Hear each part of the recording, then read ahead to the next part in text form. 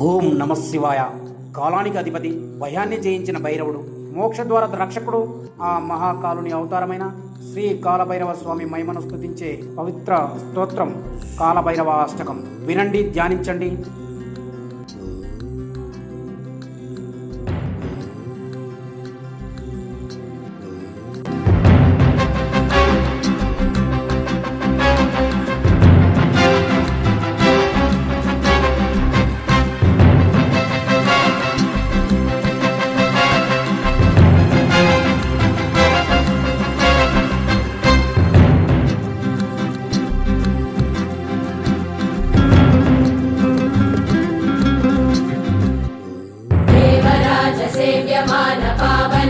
पंकजं ज्ञानयज्ञसूत्रमिन्दुशेखरं कृपाकरं नारदादियोगी वृन्दवन्दितं दिगम्बरं काशिकापुरादिनाथ कालभैरवं भजे।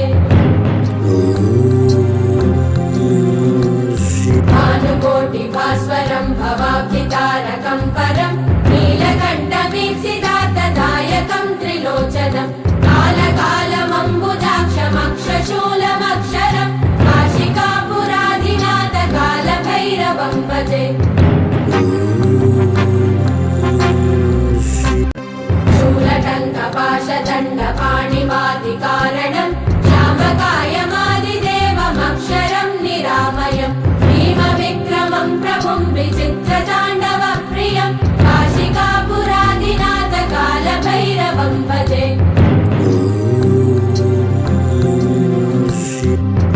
मुक्तिदायकं प्रशस्तचारुविग्रहं भक्तवत्सलं स्थितं समस्तलोकविग्रहं निरिक्वरन्मनोज्ञहेम किङ्किणीलसत्कटिं काशिकापुरादिनाथ कालभैरवं भजे।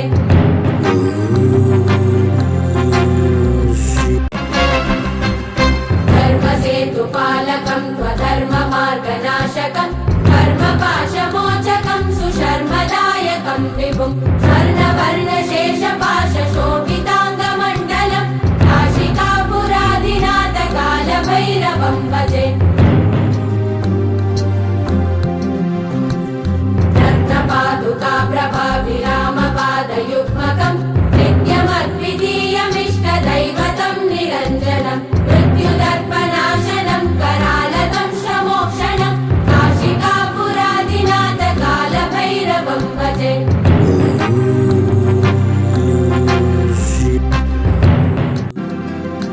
अट्टहासभिन्नपद्मजाण्डकोशसन्ततिं दृष्टिपातनष्टपापजालमुग्रशासनम् अष्टसिद्धिदायकं कपालमालिकन्दरं काशिकापुरादिनाथ कालभैरवं भजे। भूतसङ्गनायकं विशालकीर्तिदायकं काशीवासलोकपुण्यपापशोधकं विभुं नीतिमार्गकोविदं पुरातनं जगत्पतिं काशिकापुरादिनाथ कालभैरवं भजे।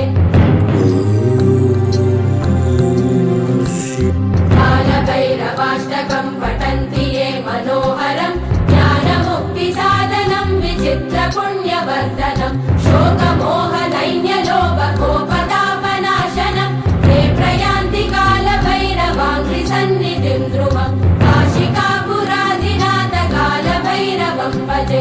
काशिकापुरादिनाथ कालभैरवं भजे।